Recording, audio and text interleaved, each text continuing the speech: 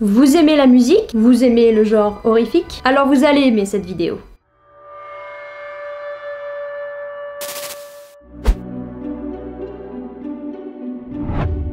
Les instruments. Ah, que serait la musique sans ces instruments? Avant de penser aux notes ou même aux effets, il faut bien choisir ce qu'on va utiliser. Alors, avant de commencer, sachez que je ne connais absolument rien en musique, je me suis simplement renseignée. Donc n'hésitez pas à me le dire si jamais je dis de la merde, ok? Donc, après avoir vu un certain nombre de films d'horreur, drames psychologiques ou encore thrillers, je me suis rendu compte que certains instruments étaient bien plus utilisés que d'autres. Bah oui, vous imaginez une scène flippante sur un air de ukulélé? Ouais, ça fait un peu moins peur là. Même si c'est vrai qu'on peut parfois jouer sur le décalage, mais ça, on le verra un peu plus tard dans la vidéo. Alors, à votre avis, c'est quoi les instruments les plus utilisés pour accentuer le côté flippant d'une scène? On va commencer par mon préféré. Un truc que je connaissais absolument pas avant d'écrire cet épisode. Désolé, une poussière. Le waterphone, ou le waterphone. Apparemment, c'est le truc utilisé dans les films d'horreur.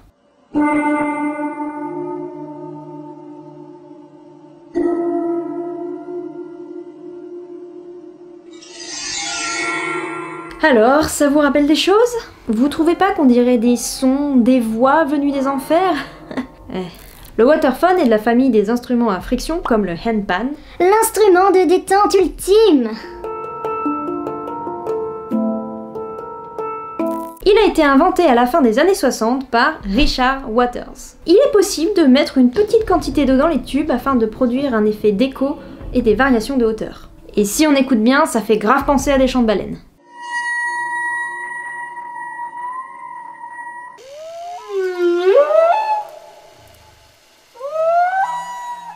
Mais du coup, je sais pas si on appelle ça le waterphone parce que ça peut faire des sons de cétacés, ou parce qu'on peut y mettre de l'eau, ou parce que son créateur s'appelle Waters. Non mais c'est une vraie interrogation, vraiment. En tout cas, il est pas incroyable ce truc. Vous pouvez vous le procurer pour seulement 376 € sur Amazon.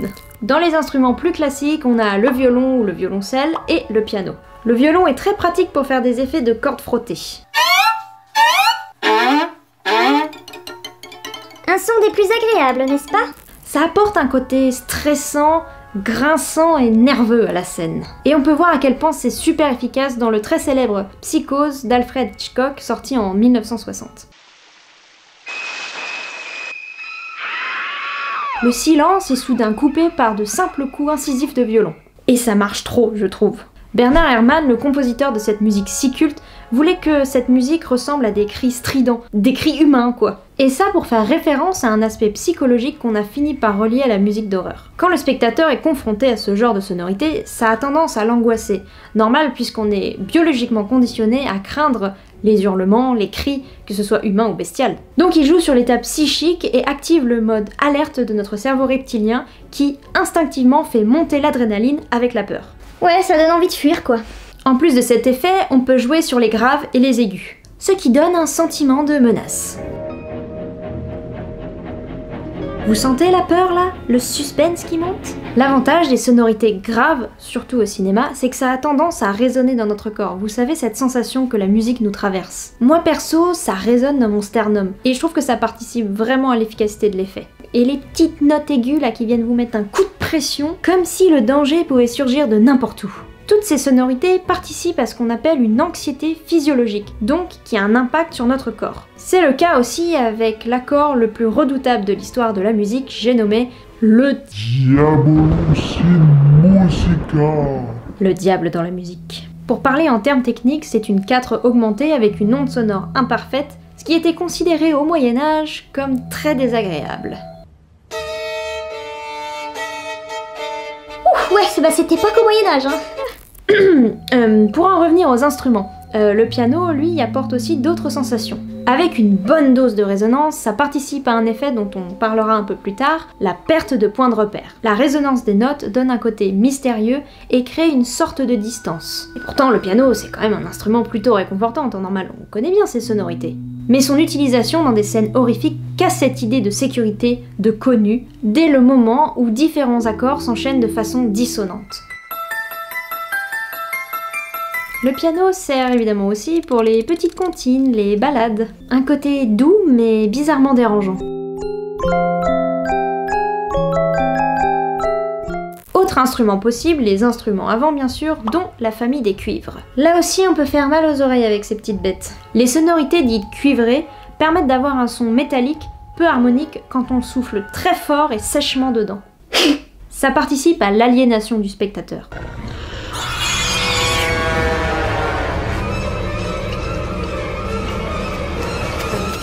On appelle ça l'effet d'overblowing ou sursouffle. Cette technique est beaucoup employée par Elliot Goldenthal, le boss des effets chelous. Mais si, vous savez, c'est lui qui a fait la BO d'Alien 3.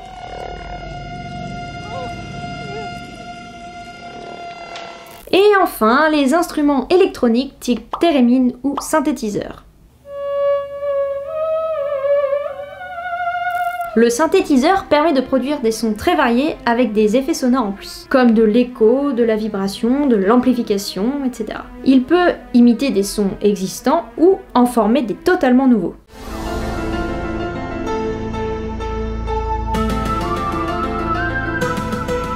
C'est le réalisateur et compositeur John Carpenter qui a révolutionné son utilisation, alors qu'à la base c'était juste pour des raisons budgétaires. Pour rappel, il a connu ses premières heures de gloire dans les années 70. Il a pu apporter des nouvelles sonorités, des nouvelles textures, jamais entendues auparavant.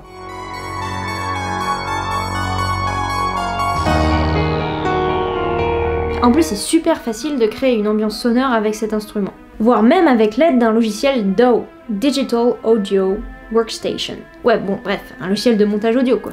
Et il y a le thérémine, un des plus anciens instruments de musique électronique, inventé en 1920 par le russe Lev Sergeevitch Termen. Ce que je trouve ouf avec cet instrument, c'est qu'on peut produire des sons sans même le toucher, quoi. Magie, magie.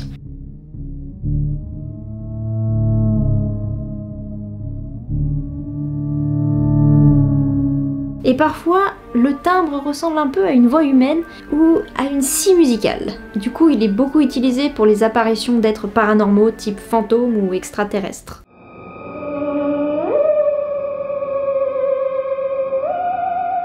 Lui aussi permet une large gamme de tonalités et d'effets sonores. Bah alors, tu t'abonnes pas ? Le décalage. Parfois, on peut se sentir mal à l'aise avec les choses inhabituelles. L'effet de décalage est très efficace pour ça dans les films.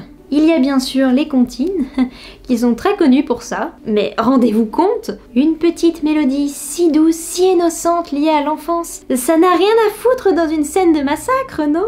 J'ai l'impression que ça fait carrément bugger notre cerveau qui est tout perturbé avec ça. Oui, il est perturbé, c'est un être à part.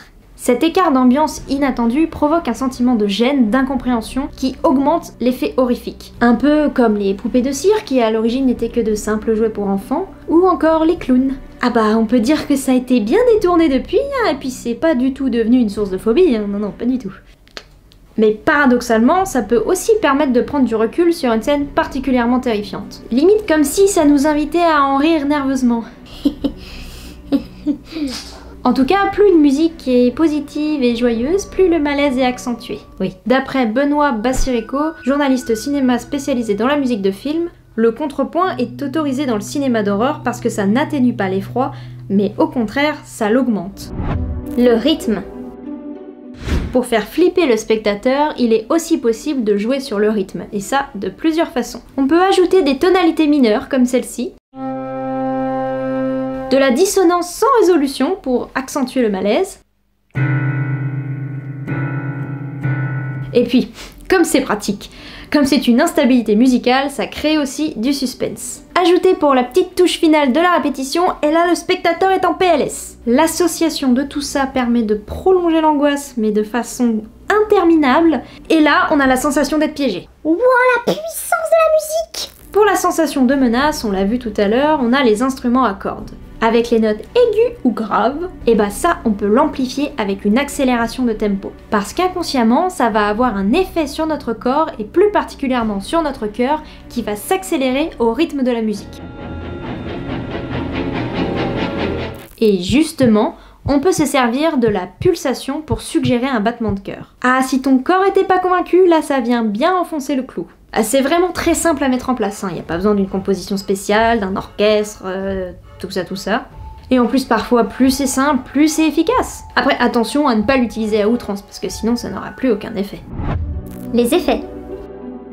Manquer de points de repère, c'est se sentir perdu, et ça peut générer des sentiments désagréables comme la peur ou la vigilance accrue. Évidemment, dans la musique, il est possible de recréer ça. Si le spectateur entend un accord dans une tonalité définie, ça lui donne un point de repère modal. Pour faire plus simple, grâce à ça, il peut anticiper les prochains accords. C'est instinctif, mais ça marche assez bien. Avec ça, il a l'impression d'avoir la situation sous contrôle. Mais si on vient casser ses points de repère, et bah bim, on n'est plus du tout confortable là. Tu t'attends à entendre une certaine note, mais non, c'en est une autre, et là t'as l'impression qu'elle a rien à foutre là, et tu te sens trahi, dévasté, seul.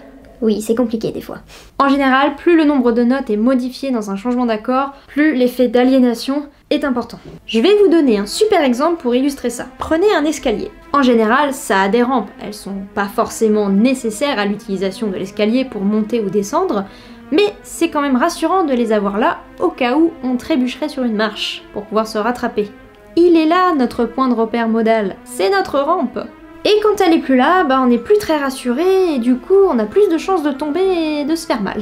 Pour perturber le spectateur, il y a aussi les effets de superposition de son ou de cluster. Ah, ce mot on le connaît bien maintenant, hein, mais rassurez-vous, ça n'a rien à voir avec le coronavirus. Donc, un cluster, c'est quoi? Il s'agit d'un groupe de notes jouées simultanément pour provoquer un effet de masse écrasante et ça fait bien monter le suspense. Après, c'est vrai qu'en général, quand on dit musique de film d'horreur, on a tendance à imaginer un ensemble de plein de sons et de musique chaotique, mais il faut aussi se dire que parfois le minimalisme, c'est tout aussi efficace, si ce n'est plus. Un film d'horreur bien fait n'utilisera que très peu de musique à un moment flippant, parce qu'en fait déjà, les images parlent d'elles-mêmes, et on peut davantage se concentrer sur la scène, et ça lui donne un côté plus réaliste aussi. Mais une musique minimaliste, c'est quoi? Simplement des sons monotones et diffus qu'on remarque à peine. Ça crée une sorte de distance. Le spectateur se sent isolé, à l'affût du moindre danger, un peu comme le calme avant la tempête. Là, je suis sûre qu'il va se passer un truc. Ok, non. Là, maintenant, non. Coucou. Ah putain, non. Petite astuce pour finir ce point. Si vous prenez un son, une musique, et que vous l'allongez ou que vous l'inversez, ça donnera des sonorités un peu cheloues et ça rendra votre musique un peu plus effrayante.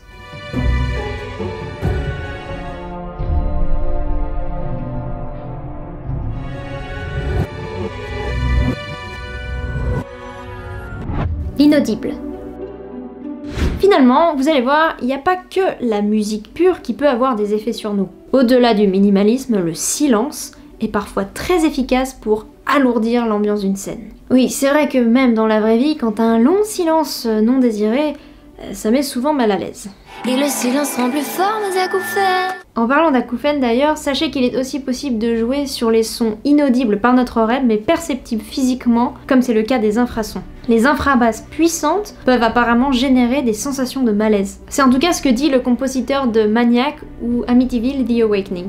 Typiquement, des infrabasses très fortes, c'est angoissant car on a l'impression de devenir sourd, d'être sous l'eau, ou bien ça rappelle aussi les premiers sons intra-utérins.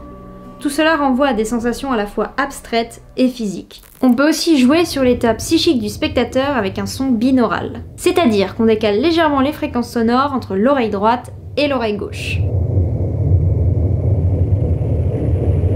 Apparemment, nos oreilles ne perçoivent pas trop la différence, mais notre cerveau, oui. Aussi appelé battement binaural, c'est un artefact auditif qui fait réagir notre cerveau grâce à un stimulus physique. L'effet a été découvert en 1839 par Heinrich Wilhelm Dove. Le cerveau produit comme des pulsations à basse fréquence en volume sonore. Et si par exemple la différence entre les deux fréquences entre chaque oreille est de 4 Hz, alors le spectateur entendra 4 battements par seconde. Pardon, je pense que j'en ai perdu certains. Si vous voulez aller un peu plus loin dans ce sujet, je vous ai mis évidemment les sources en description. Apparemment, ça aurait aussi un effet relaxant si on l'utilise dans un autre contexte que l'horreur. Mais ça n'a pas été prouvé. Ah oui, parce que là, je me sens pas du tout relaxée. Hein. Alors, est-ce que vous aussi, vous voyez les musiques de films d'horreur complètement différemment maintenant? Vous connaissiez toutes ces techniques? Moi, franchement, j'en connaissais pas beaucoup. Bon, allez, une fois n'est pas coutume, merci moi-même de faire des vidéos cheloues, mais informatives. N'hésitez pas à partager cette vidéo à vos amis musiciens, ou pas musiciens d'ailleurs. N'hésitez pas non plus à liker et à vous abonner si c'est pas déjà le cas. Parce que oui, je vous vois là, tous ceux qui regardent mes vidéos sans même être abonnés. Je vous vois, je vous juge, alors abonnez-vous. Merci beaucoup, bye!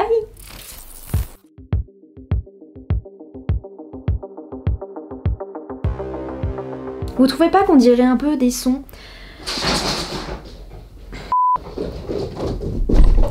Ah non, non, non! Et ça pour faire référence à un abcès. Un abcès. Aspect! Un aspect!